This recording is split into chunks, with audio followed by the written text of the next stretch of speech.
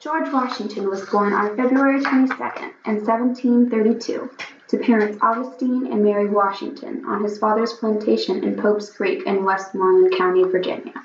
Soon after he was born, the Washingtons moved to Rappahannock across from Fredericksburg. The Washingtons had 5 children, Lawrence and Augustine, which were from his father's, Augustine's, previous marriage, and Charles and Betty.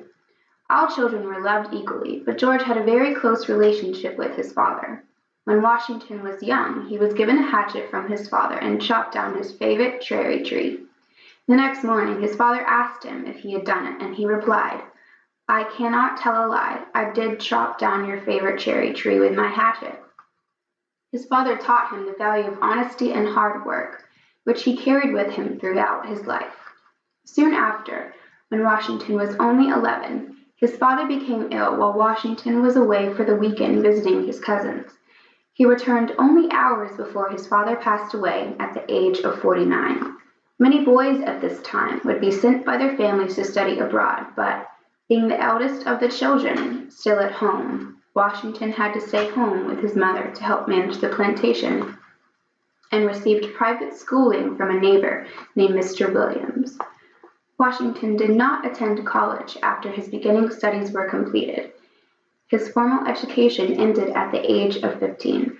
At this time, Washington had hopes to join the Navy, but as it was against his mother's wishes, he began surveying land with George Fairfax. At the age of 17, Washington was named the county surveyor for the newly established county of Culpeper. In 1753, Robert Dinwiddie, the governor of Virginia at the time, realized that the French were building forts in Lake Erie, an area already claimed by Virginia. The governor then sent Washington, now lieutenant colonel, to fight the French off of their land. Washington was forced to surrender, thus creating tension that would eventually lead to the French and Indian War. In 1755, Washington was helping General Braddock in a battle in Pennsylvania when Braddock was killed. Washington then became the commander of his troops. On January 6, 1759, Washington married Martha Custis, or now Martha Washington, a widow with 2 children, Jackie and Patsy, from her previous marriage. Washington then spent most of the 1760s on his home called Mount Vernon, improving his farming operations. In 1755, Washington took control of the Continental Army, which kept him away from Mount Vernon for more than 8 years. Martha and their children would go visit him every winter, and they had a very happy marriage throughout their life. In 1783, Washington resigned his commission with the Continental Army in hopes that he would be able to return home to his family.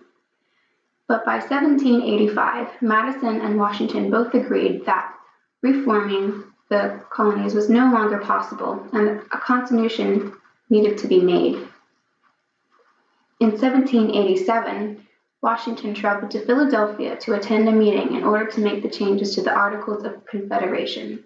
The group came to a consensus that a constitution needed to be made. Once the Constitution was approved, Washington was named the first president of the United States. Though he had hopes to return home to his family at Mount Vernon, he knew that his country needed him and was very honored by their vote. Washington served 2 terms as president. His first was served from 1789 to 1793, where he spent most of his time organizing the executive branch and establishing administration. Washington's second term was from 1793 to 1797, which was dominated by foreign affairs. After his last term of presidency, Martha and George happily returned back to their loved home, Mount Vernon.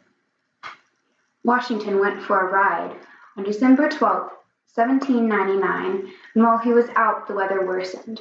He refused to change his damp clothes at his arrival, as he knew he would be late for dinner, and he became severely ill. The doctors were sent out for him, but his condition continued